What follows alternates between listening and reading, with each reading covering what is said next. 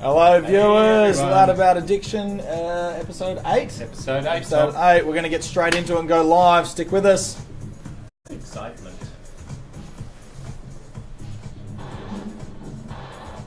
Pure Class A, high voltage, ultra live and direct. This is Bondo Radio.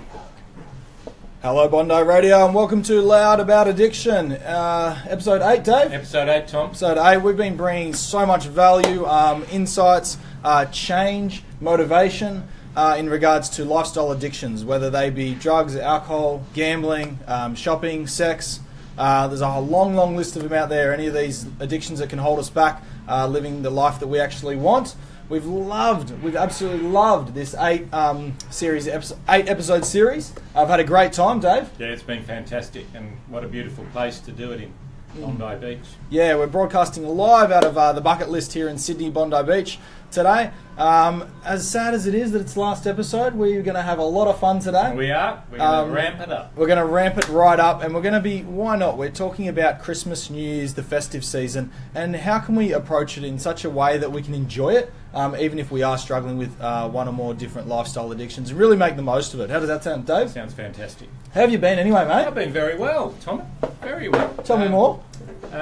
Last few weeks, I had a week in Phoenix, Arizona. Went to a conference there, just about my book, and spoke there. So that was interesting. There was 300 attendees, and 290 of those attendees were women. So I was one of the very small minority, which was great. So, Dave, were you feeling powerful or less powerful?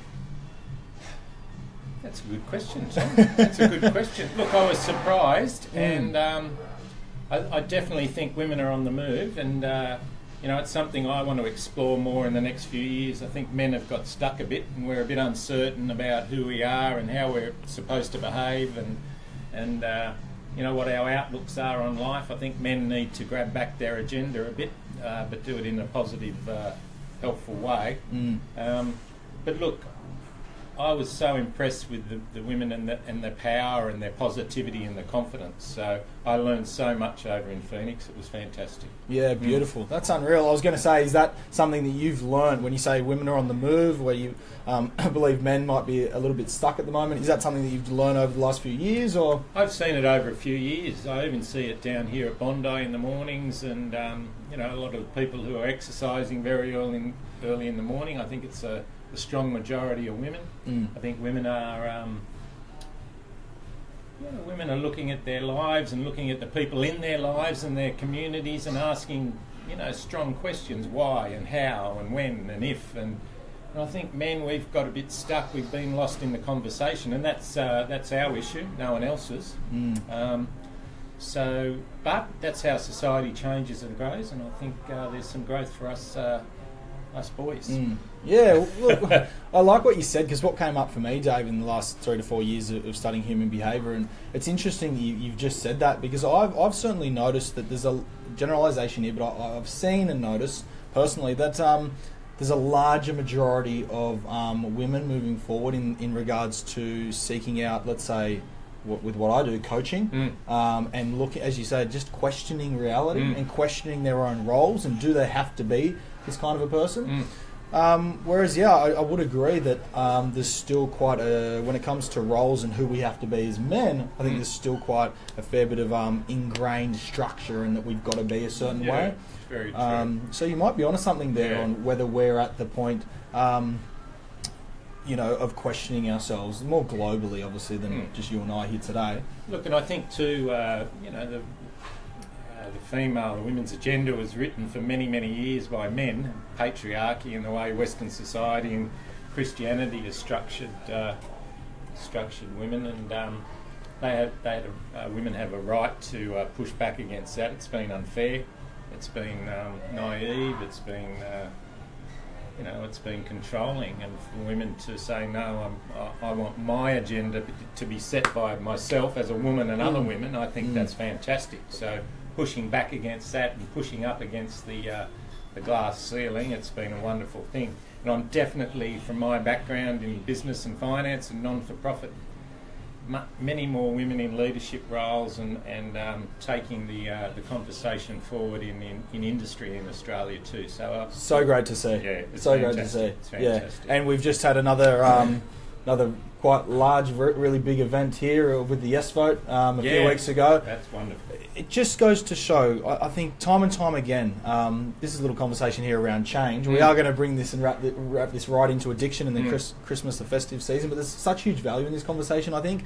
And it's around change. And time again, we are seeing beautiful, loving results from groups of people. It starts with an individual, but groups and tribes of people who are stepping up and challenging the status quo and challenging what was set thousands of years ago and how life was meant to be and who we had to be. And I think it's just beautiful that we see time and time again, and history will tell us that it was exactly what had to happen or needed to happen. For sure. And it's all, when it all comes down to love and community, doesn't it?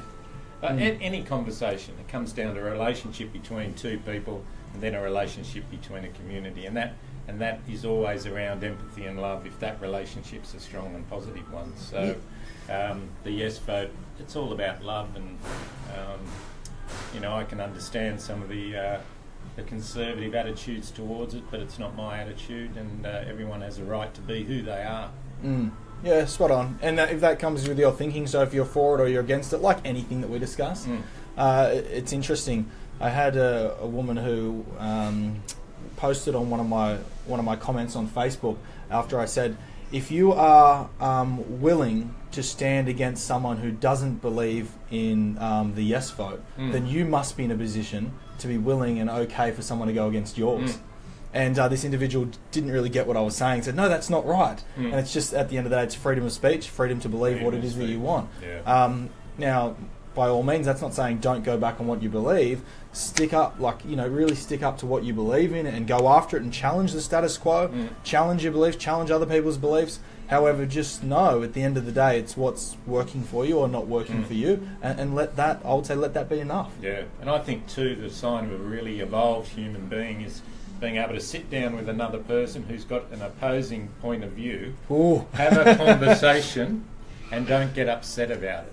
And that's what I really try and train myself to do, to listen to someone who doesn't agree, who I don't agree with, say, I hear what you're saying, I don't agree with it, but not getting upset about it. Lots of people don't agree with how I write or what I write about, and that's their right, God bless them. But I don't have to agree with what they're saying, but I'm not going to get upset about it either. As you say, it's an open forum. Yeah, it's so important to know that when we talk about addiction and coming into the Christmas and the festive and the New Year's Eve and this kind of a season, that yes, it is 100% one of the areas that we need to develop in. It's an area of development for the majority of people that I've ever spoken to, which is what I call, it's like being able to take feedback without, or taking critical feedback without waffle. Yeah. Someone that's not going to beat around the bush. Well, you did really good here, and then just to be able to tell, give it to you straight, and it's almost like water off a duck's back. Just in and out. Take it on if you'd like to. Otherwise, keep going on without your day. Fortunately and unfortunately, we have this beautiful part within us, which is called the ego. There is a defense mechanism to keep us from harm. However, as we've shared in early episodes, the ego doesn't really know the difference between a life-threatening situation and when we're about to take on some feedback. So we can get a bit argy-bargy or want to come back with something, get quite defensive. But it is just something within us that if we don't have the awareness about it, it's going to hold us back. And the festive season fuels the ego and fuels low self-esteem and anxiety and separation too. So over the next few weeks, we both of us know that the good things and the bad things can be amplified. Yeah, look, 100%. I think it's going to be important today for all of our listeners, all of our viewers. What do you reckon, Dave? If we can bring some clarity about what's actually going on. Go for it, Tom. And maybe realise really early on, or take on the learning. If it sits, it sits. If it goes over your head, it goes over your head. But just maybe take on the learning that it's not. There's nothing wrong with the festive season or this time of year. If it's amplifying our addictions, it is because of the way we're looking at this time of year, and that's how it always is when it comes to human behaviour and an addiction. It's the way we're looking at something. I really do believe that the festive season is one of the biggest excuses or reasons on why to amplify one or more of our addictions. Look, and I say that so passionately and with the utmost care to those that are listening or those that are truly struggling with substance abuse or addiction, that they might not see that as the case. I'm here, I see you, I'm with you, get all the support you need. I'm saying for a large majority of people and individuals that I've worked with, at the end of the day, the festive season is a great excuse to go out and get fucked up. Yeah, get shit-faced. And look, one of the major reasons why I changed my drinking behaviour and in the end stopped, I got sick and tired of waking up on Christmas Day as a father, a husband, a son, a brother with a massive hangover. Cause I really love Christmas. New Year's Eve annoys the shit out of me. But I love Christmas, and that's, we're all different. And I used to put so much effort into Christmas. I'd decorate the Christmas tree, get the kids excited, presents, talking to people, organising lunches, all that sort of stuff. I know your family with massive Christmases. And I wake up with a bloody hangover. And I couldn't look, just turkey and ham, it's so rich. So if you've got a hangover and you're running to the toilet about 28 times, it's the last thing you want to eat. So, as we're going to talk about, the festive season can be a time of great joy, but you can also fuel the festive season into absolute chaos by not approaching it the right way. It's not an excuse, as Tom said, to get fucked up. Excuse me for the swearing.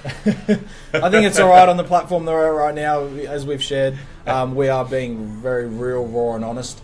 I think I can have this conversation now really quickly. When we talk about challenging the status quo, challenging the system would be, there's something that was ingrained with us when we were younger, which is called a sense of nobility. And this is for us to show up a certain way when we're around other people. Maybe we wouldn't litter in front of someone, but if no one was around, we would. Maybe we wouldn't. Maybe we wouldn't pick our nose if there were 5 other people in our car. Yet if there's no one, maybe we would. This sense of nobility. Maybe I still do that. Maybe I still do that. I'm guilty as charged. Look, the reason why I'm sharing this is when you talk about swearing, often that's something that needs to be challenged. But we grow up in this noble world where using this kind of language is disrespectful or offensive. My belief is that I will use any and all language that I have accessible to me if it's to amplify how I'm feeling in a resourceful way. What that means is in a way that's doing no harm to myself, anybody around me, or planet Earth itself. So obviously, if I'm in a conversation with someone and I'm aggressively using the F word or the C word or calling them out and identifying these words to that person, that's very dysfunctional. However, I've got to respect the viewers and the listeners enough to share with them who I truly am. And if I need to use the word fuck to amplify someone really, causing themselves harm, and it's going to get the message across, then I'm certainly going to do it. Oh yeah, it's an effective word. When you're using it gratuitously, I think that's an issue. And I know too, if I'm swearing too much, I've got to have a look at myself and how I'm travelling. It's like, I've mentioned the barometers when I'm swearing too much, if I don't have a good breakfast, or if I start listening to talkback radio, I know I've got to go, hang on Dave, you need to recalibrate. But I also agree that swearing, John Cleese, wow. John Cleese, there's no man on earth that says fuck as good as John Cleese in Monty Python and the Holy Grail. It's hilarious, and it is an effective word. But like anything, if you're using it gratuitously or to make a point out of ego or to put someone else in a position of weakness, then it's something you've got to look at. I agree completely, mate. Okay. I love that nobility way of looking at it. That's good. Yeah, look, it's something that I actually recently learnt from an amazing sales trainer and coach by the name of Darcy Smith, and he was teaching me this framework of looking at the world. And look, to be honest, sometimes you have such an important message or such an important question you want to ask someone, yet this theme around nobility can prevent you from doing that. So for being really raw and honest and real with someone, sometimes it's like, but I need to uphold this level of standard for myself. And I think it's important to develop a relationship with that. As we said, because we're all about challenging the status quo. We're loud about addiction is challenging the status quo on how people are looking at addiction and how we're providing support and help for other people. So there's nothing that we can't challenge. I believe there's nothing we can't challenge. I agree, mate. I agree. Dave, why do you think, like, what do you think it is that the festive season can amplify addiction so much? It's really simple, Tom, and I think it's a behaviour that you can either set yourself up for success or you can set yourself up for failure. And, that point alone is a strong one. Also, as we see at Wayside Chapel, the festive season and New Year's Eve can be a time where people who do not have family, who do not have community, who are living in loss and degradation, who don't have the structures around them, the beautiful supports around them that most of us can enjoy. Christmas time and New Year's Eve can be a time of separation. It's like, in those old Hollywood movies where the Christmas family are enjoying Christmas and hanging the tinsel on the Christmas tree at night time and it's snowing and the poor guy with his overcoat and the bottle of muscat is walking past this beautiful brownstone in New York watching the family having fun in the window. The ideal family in there with do no wrong. Yeah. But it really amplifies for many people, which we see at Wayside Chapel. That's why every year, and I'll mention this at the end of the show, we have a Christmas party on the street where over 1,000 people, which this year could be up to 1,100, we feed them a beautiful Christmas meal on Christmas Day and have celebration and community. It's an extraordinary day. It's one of the biggest street Christmas lunches in the Southern Hemisphere. Wow. Now, we do that to offer people some community. But going back to what I said, you can set yourself up for failure on Christmas Day and New Year's too. New Year's with the resolution thing, I think New Year's resolutions... Can we have a conversation about that? Yeah. Now? Okay. Yes. Or later? Right now, I think. I think New Year's resolutions are naff, as they say in London. Completely anti-positive. They just do not work. I've never heard anyone stick to a New Year's resolution. Happy for you. Anyone out there to get on our Facebook pages and say, no, I've stuck to one. But again, it's like a goal. If you don't write down your goal and if you don't break down your goal, you will not succeed in your goal. If you just have a goal in your head, as you say, Tom, I love it, a goal's a dream. And that's why I think Christmas Day and New Year's Day, they can be, you're setting yourself up for failure. As we were discussing earlier before we came on today, so many young people especially, and I used to view it too, so I'm not sitting in judgment. I used to view Christmas and New Year's Eve as a time to get absolutely shit-faced. Yeah. It's an excuse to misbehave, and it's an excuse to go into excess, when the reality of Christmas and New Year's is to be with family and friends and celebrate the year together. Yeah, we've misconstrued or created our own thoughts and beliefs around this festive...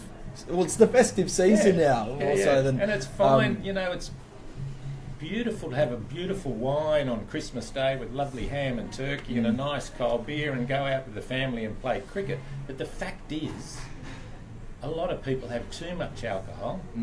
They get into a fight with their mum or their dad because they haven't been with each other for 3 months. Something comes up. They fall asleep on the couch. They wee on the toilet floor. Or they vomit in the bathroom and they go home and don't talk to each other for 2 or 3 months. That's not everyone, but that happens a lot. Yeah. Why? I think one of the important things to talk about here when we talk about, well, there's two kind of conversations we've just gone into here. One's the New Year's resolutions. I tend to do and that. And the second one, the second one's a little bit of what I would say about the tribe and identity. Yeah. And it's, if we haven't socialised or hung out with or connected in some way with the family, there's even more pressure for us to be someone. Yep. And that'll either be someone who's not struggling with addiction, or it just is someone who's struggling with addiction because that's who we're seen as, or we might even be at the point of where I was at for years, which was that was my thing. It was a positive thing, I thought, for myself. Very much so, yeah. You love it. I used to love waiting for Christmas. I could wait all year for the festive season, and the reason why, I told you this title I wrote not so long ago, which was Christmas Day. The ability, or the one day where we can glorify alcoholics. Yeah. It's like everyone's allowed to have 3.5 bottles, 4, 5, 6 bottles of wine each, a bottle of Jack, and I've certainly had my fair share of those days. But don't we do that in Australia so often? From the Melbourne Cup all the way through to Australia Day, we glorify alcoholism. Yeah, I agree. I went to think about it then, but Yeah. I 100% Don't agree. we? We glorify it, and we can't. This is the thing. For some of us, we will go through, and there's going to be 6 days in the year where we get absolutely, shit faced, or we spend, 5-10 grand on gambling or something, and then we go back to our lives, and it's kind of what someone would say is like it's kind of a functional relationship with alcohol for that person. It works. It doesn't really prevent them from a relationship, a career, finances. It's an okay mentality, and it's like that's okay. But then there's a large group of us that are truly struggling with addiction, and the fact that there's this mentality that, well, then on these days it's okay. How hard is it making it for us that are really struggling with addiction to experience that day, and then someone else will get up and go to work the next morning. However, we're left there, as you said, lying in vomit, overdosed, could be in a jail cell, whatever this dysfunction comes up for you. And it's like, well, hang on a second, but everybody else gets to do it. Why can't I do it? So this really comes into that tribal thinking on. It does very much so, and the interesting, and this is fairly philosophical. Bring it on. Maybe it's not the vehicle today, because I think we could talk for a week about this with a panel of hundreds of academics and scholars and industry. Tell leaders. me more.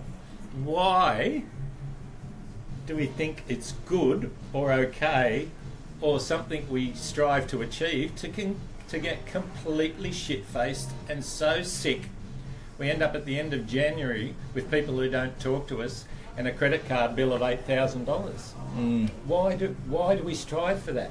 Now, I understand, I've got a couple of friends who are winemakers, and as I say, I haven't had a drink since May the 7th, 1998. I can't drink. But I've got a couple of friends who are winemakers, and one of my friends, she's part of I won't mention her name, but she's part of Australia's greatest wine family. And she says wine is a great social lubricator, and I love that. I think that's a beautiful way to look at wine, a couple of glasses. But I know 8 out of 10 people who go from the second or the third glass to the fourth or the fifth glass, and then the 8th or the 10th completely change. They get arrogant, obstinate, aggressive, sleepy, stupid, dumb, idiotic, vacant. And I knew for me, after that 4th or 5th beer, I'd just go missing in action. You couldn't keep up with me.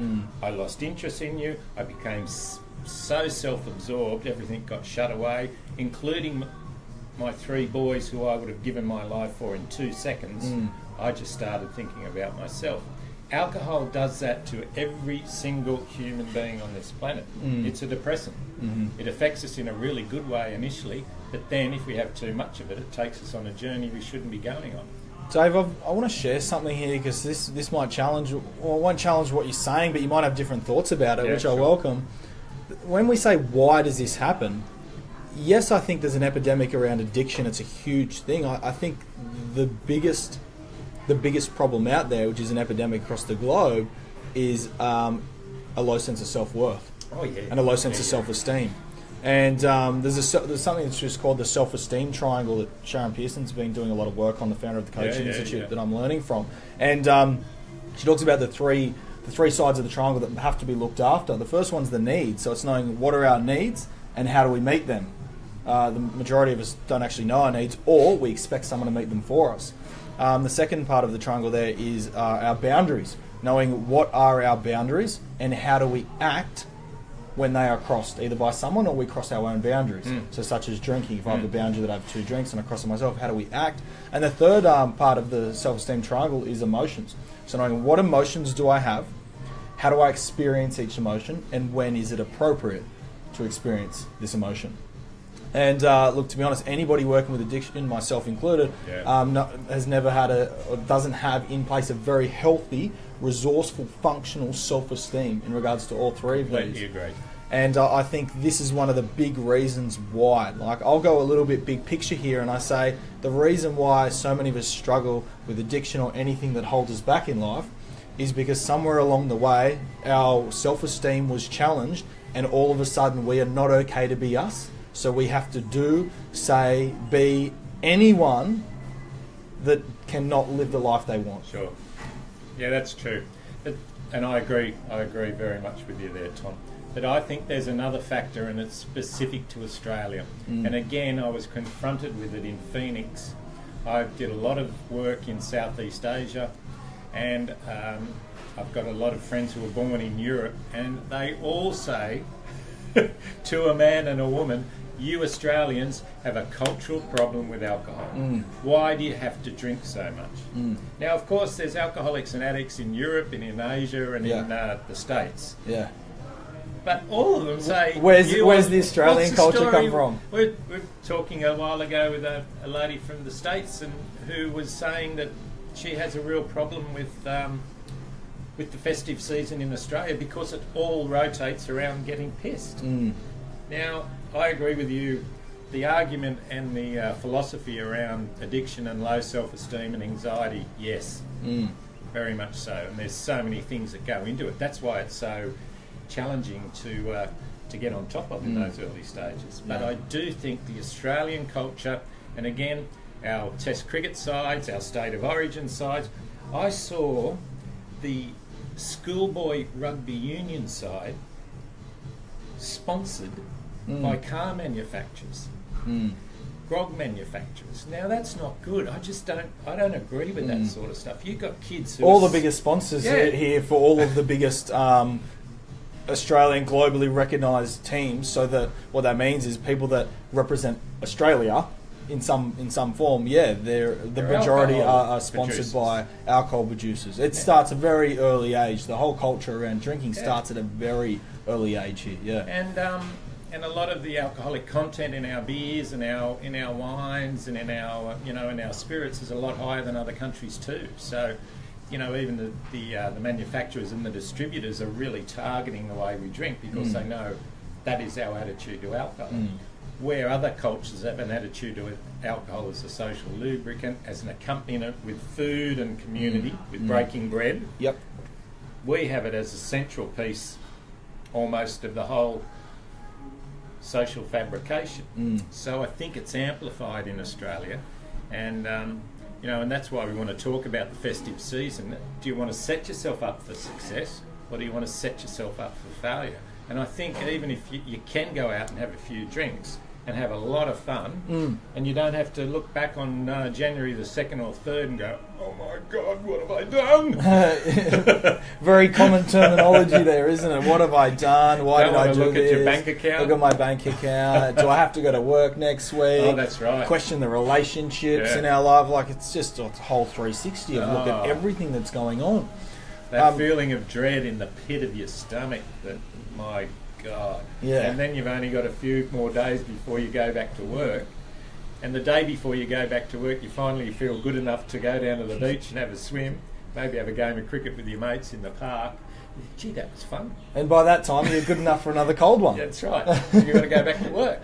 Yeah. I think one of the important things is when we're looking at the festive season, if you're out there and you're serious about addiction, serious about experiencing the festive season, even if you've got an addiction. One of the key tools that really helped, Dave, in my first year when I wasn't drinking to the festive season a couple of years ago, nearly 3 years ago now, was this idea of bringing a lot of structure, but more importantly, categorizing.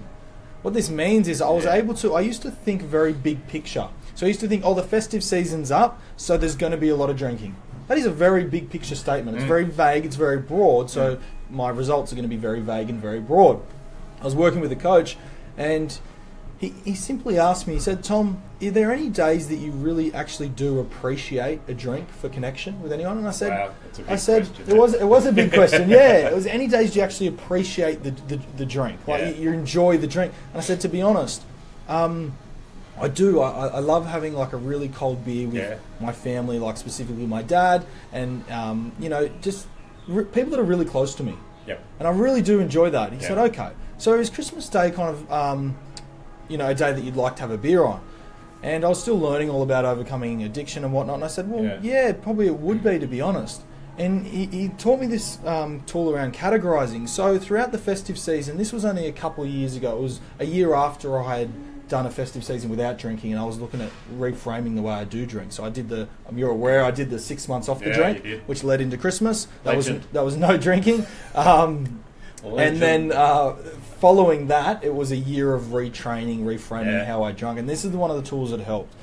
Instead of going into the next year, because now I do have a drink when I want to have a drink, I stop when I want to stop, whatever it is that I'm doing. Legend again. So structuring, and a couple of years ago, it was amazing. I had 3 or 4 days throughout the festive season, Christmas, New Year's Eve, and 2 other days where I'd said, okay, these days I'm having a drink, and I'm going to really connect and I'm going to enjoy it. So however, you focused on the connection and the enjoyment, not the alcohol? Is that what spot on. Because it would have been, in the past, it would have been the alcohol. So it would have been, do I get a case or do I get a brick? Yeah? Instead of, who do I want to spend this time with while having the drink? So it made such a big difference because I allowed myself to remove a lot of anxiety around, oh my God, when am I drinking? How hungover am I going to be? Am I getting on the drugs? Am I gambling? Like all of these things that were going on, to bring a lot of structure and clarity, and then to be okay with that, to say these 3 to 4 days, I'm going to enjoy a drink. And if I'm a bit dusty the next day, then I'm going to be dusty the next day. There's no beating myself up. It's just, this is how I'm going to approach it. And outside of this, so the weeks leading up to, what am I doing? And then I'd be focusing on other projects like my health and fitness. I remember I was playing a lot of squash then, cricket, going to the gym. I was doing a lot for business. So categorising and realising and gaining a lot of awareness to what days, if any, do you actually want to be experiencing the, let's say, Australian drinking culture. You know, and I'm saying this like, I'm not saying go and drink or not go and drink. It's your choice. However, it's the way that you look at it. And if at all you're thinking big picture, like, oh, well, it's just really busy, I'll sort it out in January. Like, I'll sort out my goals or my life in January. It's the exact reason why it's going to happen again next year. Well, that doesn't work. You need to set yourself up for today. And what I hear and what you're saying is you're actually making it fun. You are ritualising the experience, the setup. And again, when you spoke about, I really like having a beer with my dad, and I used to think about when I was drinking, I want to be with my mates, or I want to be with my wife or my parents, or sit around a family situation. I look back on that and thought, it was about connecting with another human being. Yes, the alcohol exacerbated all what we talked about, the low self-esteem and the lack of confidence and the lack of social awareness. But it was all about being with another human being. And I think what you said, when you focused on the connection, the good things, the enjoyment, you're able to work through it. And that's what I do with the round. You know, I don't drink, so I ritualise things. I make sure I've got really nice bread.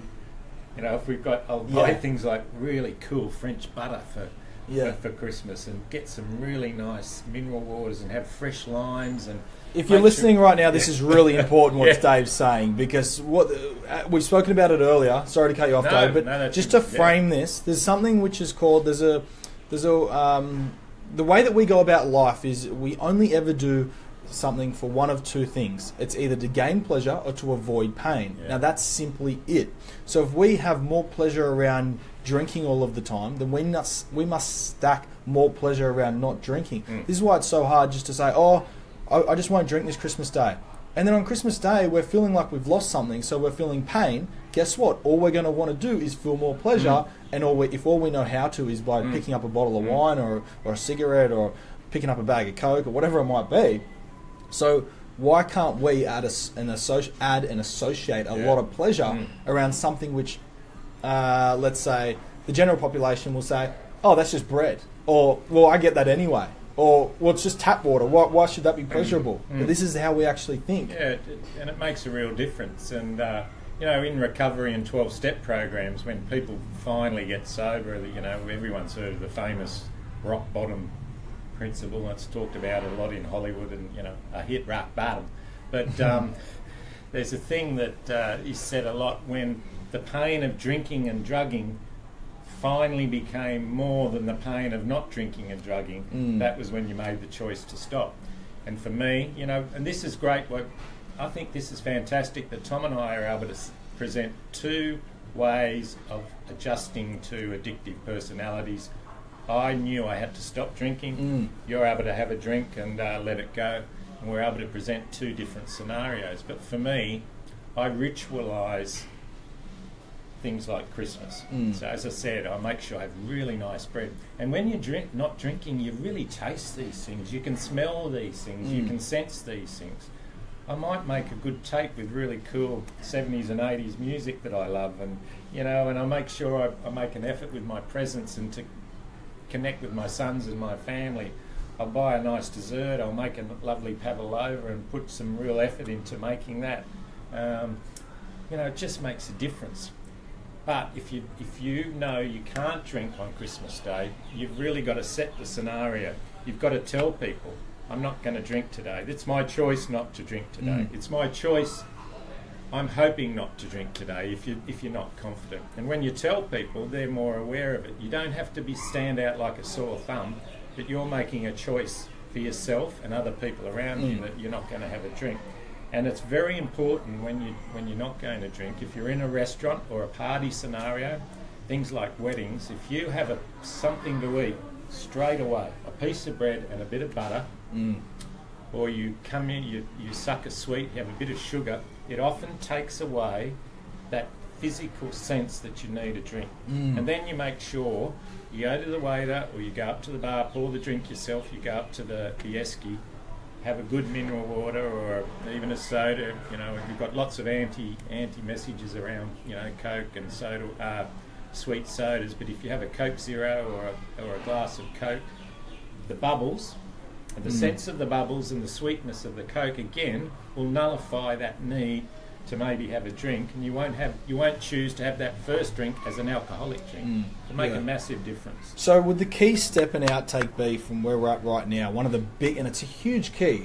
If anyone's thinking like, oh, but where's the gold? This is the gold. Yeah. This is the hard hitting stuff to change the way you look at Christmas. The big days that you have coming up, we'll call them big days or festive days, whatever they are. If you make a true decision not to approach it like you have been in the past, which is not, F it all up or get totally shit-faced or get really stuck into your substance abuse or addictions, what are you going to do differently? So make a decision, and I would say make it around pleasure.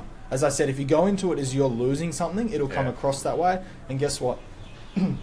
Excuse me. When you get asked, do you want a beer or a wine, or whatever it might be, that's the way that it's going to come across as it's like your self-questioning tonality. It's like, oh, no, I can't have a drink today. Or, no, I don't think I'm drinking today. So guess what? The culture and the tribe is going to want to help you because they think you're questioning yourself and say, no, have one anyway. And then all of a sudden you feel like wow, what am I doing? So this is going to really help. Make a decision.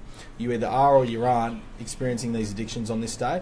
And in order to do that, what pleasure am I associating to it? Have fun with it. I know that in the past and even up until today, when I language to someone that, no, I'm not drinking, and they say, why not? And I go, because I feel fucking great. Yeah. It is so much easier than when someone goes, hey, why aren't you drinking? And I go, oh, I don't want to feel crap tomorrow. I'm just asking for someone to really get me back into drinking. Yeah. But when I come forward and I'm like, oh, I'm great, I'm the authority figure. I'm feeling powerful, I'm feeling strong. I'm like, feeling top, feeling great. Yeah.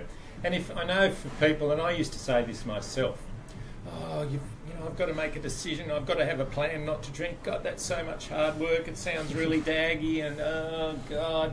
I tell you what, if drinking and drugs has become a big enough problem where you're questioning your behaviour on Christmas Day, you need to make a decision. You need to make a plan. You need to get into action. You need to take back your freedom of choice. Yeah, it can be a bit boring having a little plan, even writing it down. When I arrive, I'm going to have a piece of bread. I'm going to have a soda, and make sure I pour my own mineral water. But look, it will give you freedom. And if alcohol and drugs are that big a problem for you, you need to have those structures in place. Oh, look, if it's too hard to listen and implement, if it's too hard to write, jump on YouTube and type in, how do I set an effective goal or plan for this Christmas, and find the answer. If it's too hard to do that, I think it's probably about time you take a good look at yourself and think that there's probably bigger issues at hand here if this is too hard for me to do. Yeah, and I tell you what too, what a great option to have is to have a buddy. In mobile phones, what fantastic things. And you can get on Facebook. I'm going to be up in Chiang Mai in northern Thailand, but I've got my mobile phone with me. Tom would too. If you want someone, if you feel you're in that much peril, we're happy to help on Christmas Day. It might be a text, I'm with you, I'm part of this. Okay, what's the next plan? How do you feel? And you know what, too? You can always walk away. If you're in mortal danger, and we know my own story of addiction and alcoholism is one of life and death choices.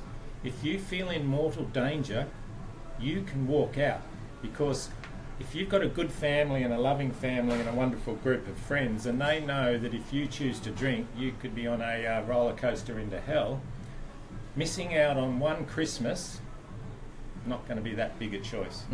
I know it's going to be painful on the day, and people may say, oh, what a loser, he's walked out, blah, blah, blah, she's not with us.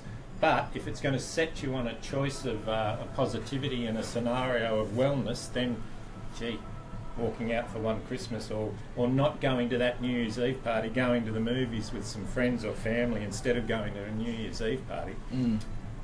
What a wonderful way to give yourself freedom of choice. Yeah, talking about freedom of choice, action step for those of you that are with us, and thank you so much. Writing down 5, really specific now, write down 5 things or 5 choices you have if you feel or find yourself in a pressure situation like that. Now, the 5 things can either be action items to get you out of there or open up your possibilities, or the 5 things could be in order to fulfill your needs. For example, if you're feeling pressure, so the need is to feel accepted into the group, what is 1 or 2 ways that you could do that? If you're feeling anxious and your need is to feel calm, then what is 1 way that you could do that? So really noticing what is the need right now that I have. If you're feeling like, I'm feeling a lack of significance because the 50 people are drinking and I'm the 51 that's not, how can you do that? So you're right, Dave. You're tapping into, there's so many options and possibilities, and this is what you want to give yourself, more and more options. There's not just one way here. There's not, I'm drinking or I'm not drinking. Yeah. There's, I'm drinking and then I've got all these options and I can also walk out. There's not drinking, I've got all these options and I can walk out. I think one of the really powerful ways to look at Christmas or the festive season, especially when we talk about New Year's resolutions.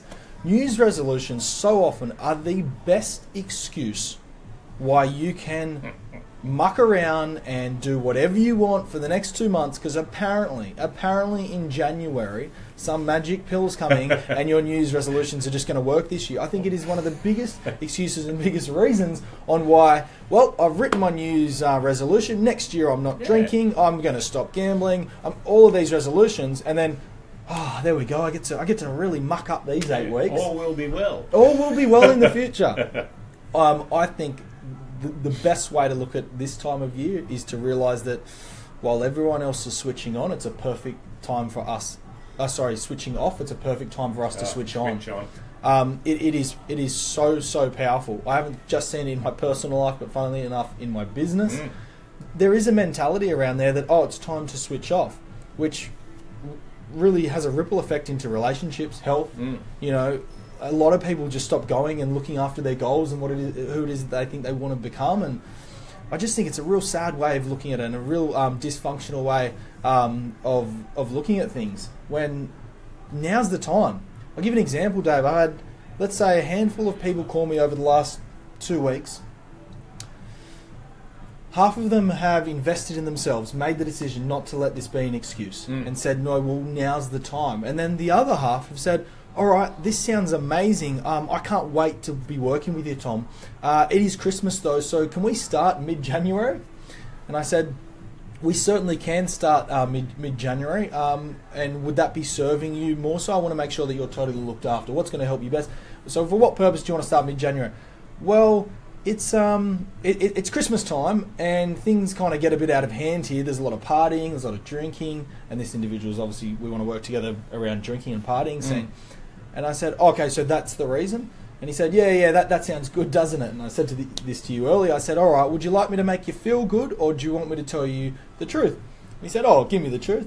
I said, the excuse you just said there is the exact reason why it's so important for us to start right now. Because if the thinking is I can do it tomorrow, I can do it later, then those are the results you're going to get. For sure. You're going to get later, and next week, and next year. Excuse. I think it's just one of the things around New Year's resolutions. And I also think if New Year's resolutions, if they have anything to do with you doing something, then they're not going to be reached. However, if they have everything to do with you becoming someone, becoming a certain person, then the doing's going to be looked after. I hear these New Year's resolutions, Dave, around. I'm just going to stop smoking. Yeah. I'm just going to go to the gym 3 times a week. This real doing stuff. It's like, well, if you could do it, you would already be doing it. There's nothing that needs to be done in the sense of action, really. It really does with New Year's resolutions. I think it's got to be, how can I become the person I need to be? So it's more, for example, 2018, I'm going to invest in someone, a coach, a program or something, so I can become courageous enough and brave enough to live a life without alcohol.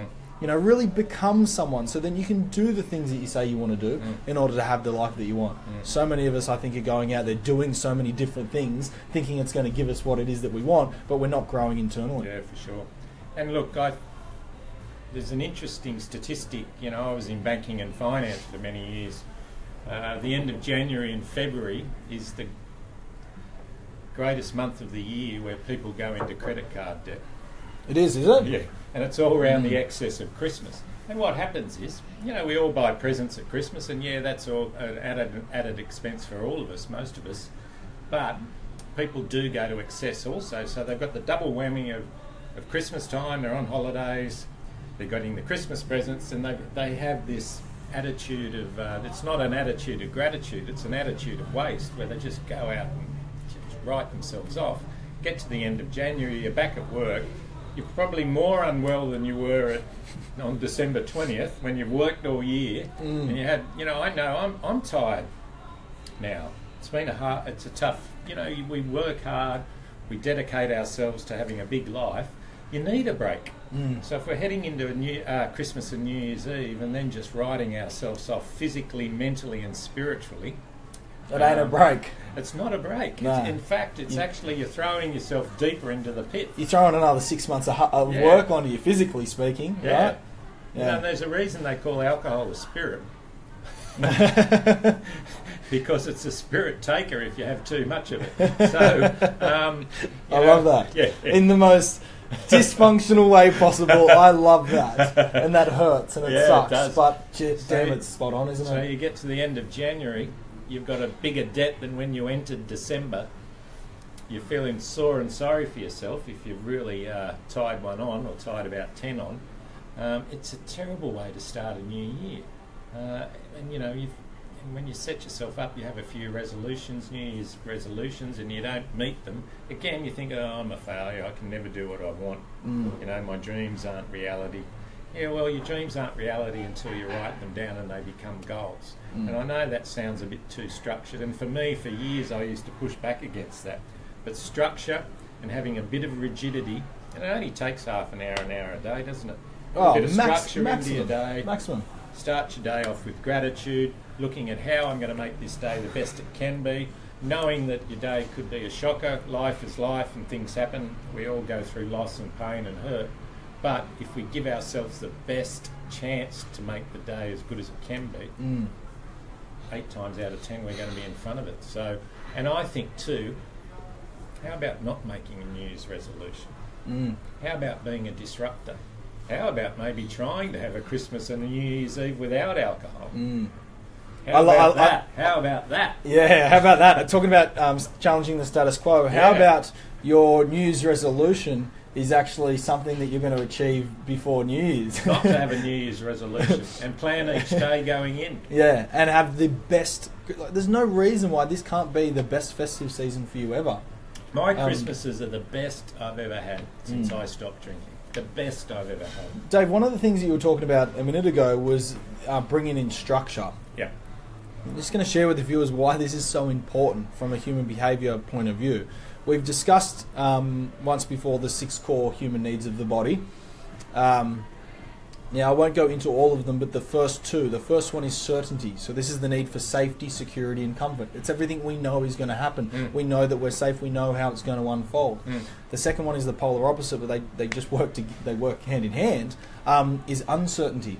This is the need for variety, adventure or challenge. This is the uncertain. This is the unknown. Now, the reason why structure is so important is structure is the key to bringing certainty to any uncertain situation. So yes, throughout the festive season, there can be a lot of uncertain situations for anyone going into Christmas Day, New Year's Eve. Do I drink? Do I not drink? Oh, I've got pressure from family, or my finances are low. There's a lot of pressures. A way to meet our need for uncertainty will come up as drama, and any drama at all. So on a human behaviour and psychological point of view, this is why that structure, setting your goals, setting your intentions, brings you certainty in the moment.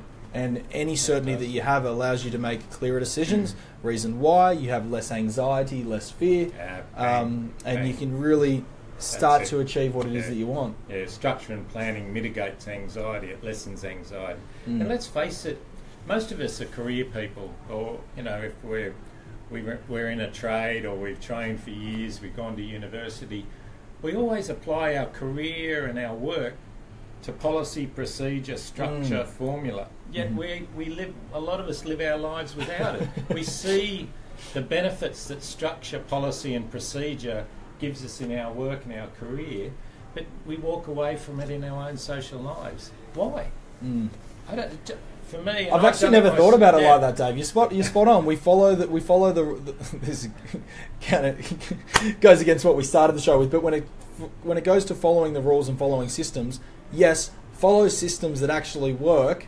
When we started the show, we talked about challenging the status quo and challenging systems. Obviously, challenge what doesn't work for you anymore. So if you grew up with your religion and it's no longer serving you, then you might start to challenge that. Or if you grew up loving the opposite sex as yourself, and that's the way it was meant to be, but now you actually believe and have more of a connection and love with the same sex as yourself, then challenge that. So anything to grow, challenge it. But when there's systems in place, like at work, get to work at 8:30, check your emails, send off your invoices, and at the end of the day, work's done, then it's a system that's working. Yeah, you have your little plan, you might have your 5 things you got to tick off, and you tick those off, and most of us do it at work.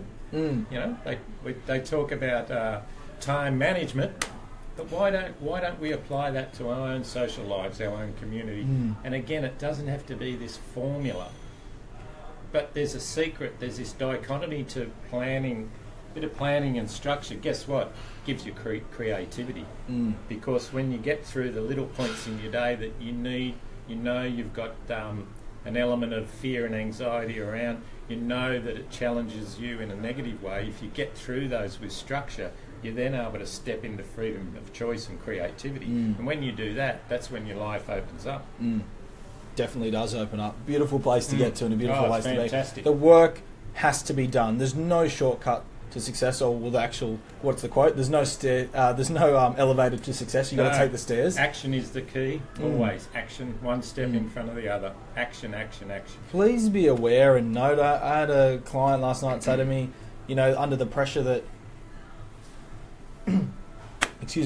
under the pressure that, 2 weeks in, 3 weeks into a program, and under the pressure that it's meant to be solved, and let's just take a moment to give the people before us and the time, the finances they invested to solve their addiction problems, the energy, the work that they did around their self-worth and their self-esteem, the uncertain situations they had to face and get through. Let's give them a bit of credit to how much money, time and energy they invested to get through it, and know, well, if that's what they did, maybe that's what we've got to do. Maybe it's not going to happen in a day. Maybe it's not going to happen in a week. And I think if we want anything really fast and we want this quick pleasure, we're doing a disservice to those that we look up to above us. Because they didn't get to where they are overnight. Sure. They put in the work and they put in the effort. I think it's a really important message to take on. Very much so, and sometimes things aren't going to work out too.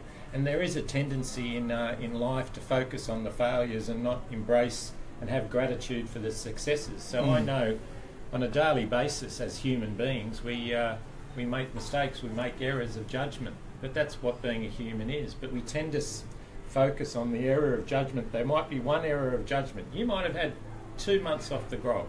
You might have had 2 months out of a pub and not on the pokies. You might have decided for 2 months not to feed your shopping addiction.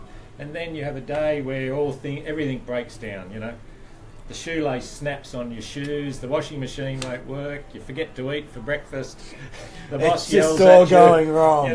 And you go out and you buy 2 pairs of Louis Vuitton bags at lunchtime, and you've blown for the girls out there, you've blown $5,000. and you think, oh my God, what a loser, what a failure I am. You go to the pub and meet your mates, you have 10 schooners, and then you get on the pokies, or you work till 12 o'clock at night and forget to go home to your wife and kids, but then you forget about the 2 months before that, all the wins you had, those mornings you woke up clear of mind, clear of soul, clear of heart, and you thought, gee, this life I'm starting to choose isn't too bad. My message there is, don't be too hard on yourself if you have a bad day or a bad couple of days. Remember the good ones, and remember that you can have good ones after the bad days too. Oh, spot on. Look, if you're going to criticise yourself to that extent, you better be lifting yourself up to that extent when you do well. Yeah. If you're someone that thinks that you go all or nothing, well then if you're beating yourself up when you're on top of the world, you better be lifting yourself up. Yeah. We have this common problem where we beat ourselves up a lot, and when we do really good at something or do well, it should have been like that. I should be like that. Well, you don't have to be. You could be beating yourself up and stuffing up every day, all day of the year. You're choosing not to do that. That deserves pleasure. It deserves reward. It does. And being imperfect is being human. Again, our society, even our religions, our industry, we think that we've got to be perfect all the time, and we're not perfect. We're the most imperfect machine out there. And it's a beautiful thing about it. We've got to shit, we've got to eat, we've got to love, we've got to lose, we've got to win. That's what being a human being's all about. So some days they're just going to be, no matter how good the plan is, no matter how strong the structure is, no matter how many people we talk to, no matter how many times we look in the mirror and say, you're going to be the guy I love today, you're going to have a bad day. Yeah. And that's the reality of life. So if Christmas Day or New Year's Day doesn't work out as you anticipated, but you've put a plan in place and you've had a few good hours before it goes a bit haywire, try and focus on the wins and not the losses. Yeah, look, it's about really at the end of the day taking responsibility, even at a time of year like this. We do. It's very easy to, throughout the show when we talked about episode 4, which was actually level 3 of the Trust Me module, which is becoming unique, that's about taking responsibility, not just for the good stuff, but all the bad stuff too. And at a time of year like this, I think anybody that's listening that's struggling with addiction will know that they're either kind of making a bit of an excuse, and I do support, and I know it's really hard. And I've said to myself, I'm not going to drink, and I've gotten totally obliterated. And I've said to myself, I'm not going to put money in the pokies, and I've put thousands of dollars in them. I've been there and I've done it. Now that I'm on the other side, I do look back and realise that, geez, it was a fine line between not being in my control and really me not taking responsibility. And I think if you're serious about kicking addiction and having a life of, let's say, freedom and choice in 2018, then that doesn't start January 1, that starts today. If you're listening to this message, it starts today, and it's your responsibility to keep the promise that you've made to yourself. Very true. And I often talk about, I say addiction is a reason, it's not an excuse. And I know some people push back against me on that, and you say, oh, you're being too hard. And it's not about being hard. Addiction is a reason, and we are imperfect, and we make mistakes. But if you start using it as an excuse for bad behaviour, as you start using it as an excuse to get out of jail cards with your family and your community and your loved ones, well, that ain't cool. It's not cool. And all you're doing in the end is denying yourself a beautiful life. You're denying yourself the chance to find out who you are and connect with people you want to be with. And that, to me, who wants to walk around with a big heavy chain around your neck? And that's what you're doing if you're using addiction as a reason. Sorry, as an excuse, not a reason. Well, there's one person that knows it as well. Deep down, there's always one person that knows they're using it as an excuse, and that's you. That's the person that's using it. And they'll never say it, and they'll whinge, and they'll play the victim and say, no, but I'm hungover, but no, didn't you know I went to rehab last year and it's because I got an addiction. Oh, but I couldn't help it because I went to the pub and I was only meant to put $50 in. I'm addicted. But that person that's playing that game, deep down, very deep down, they know that they're using it as an excuse in that moment when you talk about that context. For sure. And again, too, if you've decided not to drink and you're a sad sack on Christmas Day and you're making it miserable for everyone else around you, that's not cool either. You've got to own your behaviour around that stuff too. And I know it's hard, I know it's difficult, but if you choose not to drink on the day, try and make sure that you're embracing others, because it's Christmas Day for other people, and you cannot look at someone else and say, oh, they can have a drink. Maybe they can have a line of Coke, or maybe they can have a $6 trifecta on the horses and have fun on Christmas Day and sit down on Boxing Day with a few beers with their mates and their dad and have a couple of beers and watch the first 2 hours of the Boxing Day Test match on TV. Yeah, but if they can have a few drinks and then not have 26 drinks and end up at King's Cross or end up with a $10,000 max credit card, well, yeah, they're able to have it. But if you can't, then you've got to give up that right to drink, because when you drink, if you are doing those sort of things, you're a danger to yourself and others. So make sure if you choose not to drink on Christmas Day or New Year's Day, try to do it with a smile on your face. And I know that's easier said than done, but our sobriety or our reason not to drink shouldn't be a chain around the neck of our loved ones either. That takes a lot of courage and fortitude, and I know it's simpler said than done. Yeah, Dave and I both know everything we're sharing today. For those of you that are listening, whether you've overcome an addiction or you're still in an addiction place and really struggle, we've both been there. We appreciate and understand everything that you're going through and everything that you're sharing with us. We see you and we hear you. We are here for you. Something that's really, I think, kind of cool to know that if you make one step this festive season, one less beer, one less wine, like something that, I mean, really, it actually challenges you though, not just, oh, I won't have a beer at 9am, but I never really had beers at 9am anyway. You know, something that actually challenges you to rock up to a family event where you are known as the king of comedy and drinking and party, and maybe do 2 hours of not doing that, and that challenges you, and it's hard for you. If you do that now, you're in such a more, as an individual, you're in such a more powerful position than you would have been just waiting till January like the majority of people. That's what we're saying. It's not about getting it perfect. It's about giving it a crack, not having the excuse to wait for next year or 2018, because if that's the thinking now, it will be the thinking next year, and all of a sudden it'll be 2040 and we're in the same position. And again, there's a tendency for us in Western society not to verbalise, not to put up our hand and say we're doing it tough. I'll tell you what, if you've got a supporting family, if you've got supporting community and loved ones and friends, and you're there on Christmas Day with them and you say, look, I've decided not to drink today, but I'm really struggling, it's really tough. And even getting upset, I've got upset and cried. I've said I feel really anxious. And 9 times out of 10 it breaks, and people go, oh mate, you know, I'm with you, I hear you, come on, let's go and have something to eat. Do you want to go and have a chat? Do you want to go and have a swim, jump in the pool? Do you want to go for a walk? Do you want to help cutting the ham? And it takes your mind off what's at hand, that you're trying not to drink. And I know it can become all consuming. I've been there so many times it doesn't matter. I busted on alcohol and cocaine so many times it does not matter. But standing up, admitting that you're doing it tough, admitting that you're vulnerable, admitting that you're hurting, wow, it really makes a change for those around you. Yeah. Something that you said a little bit earlier, Dave, that I've just been having a think about throughout the show, and I didn't know that we were going to do this, but I thought, you know, you shared that if anybody's really in a tough position where Christmas Day is that tough, that they would appreciate anywhere from, let's say, 60 seconds through to 5 minutes of my time. Get in touch, and I'll make sure that throughout the morning or around lunchtime, you'll be served in the way that you need. Now, whether that's a motivational message or an ear of support for 3 to 5 minutes on that day, then I'm happy to give you that. And a Facebook Messenger too. You can send a Facebook message, and you know, it's even if I send it to a lot of men I help. And men that help me, and when I'm doing it tough, if I get a message from someone, how are you mate, how are you feeling, it often is the change, the icebreaker that turns it into a good day. So we're here, connect with us on Facebook, Tom Cartwright, Dave Stewart. If you want a bit of support on Christmas Day and you're a friend of ours on Facebook, I can just send you a Facebook message.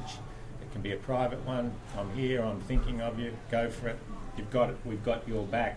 That can make all the difference. Hell yeah, well said, Dave. I've absolutely loved being here with you on this show. And all of our viewers and listeners, we've had such a blast I know I've absolutely loved delivering gold, sharing insights, discussing with you, Dave, gaining your perspectives, and I trust that we've been such of service and value to you. If there's been anything left out, anything unsaid that you'd like to hear more about, please get in touch. You've received the details so many times, but we will share it once more. It's Dave Stewart on Facebook or Tom Cartwright.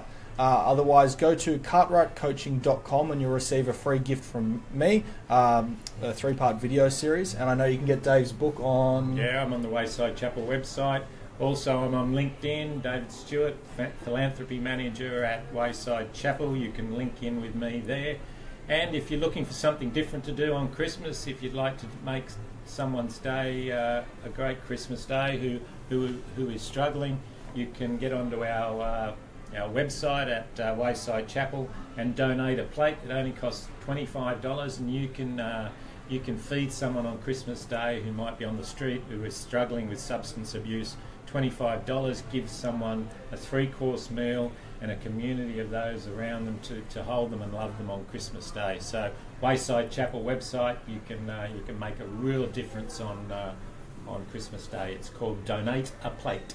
Donate a plate. Wow, what a beautiful way to finish. If you are really struggling and you want to know the key to really moving away from this, it's called gratitude and service. So go ahead, give back, sign up somewhere to donate a plate or to even hands-on. If you think Christmas Day is a tough day for you, wait and see the power you feel when you go and serve someone else who's going through a tough day. In saying that, if there's anything else we can do, we look forward to seeing you again in the wide world web, whether it's down here at Bondi Radio or it's on YouTube or wherever it is. We can't wait to see you again, and we look forward to connecting with you further. Merry Christmas, That's everyone. us at Loud About Addiction from Bondi Radio here at The Bucket List. Have a great Christmas. See you guys.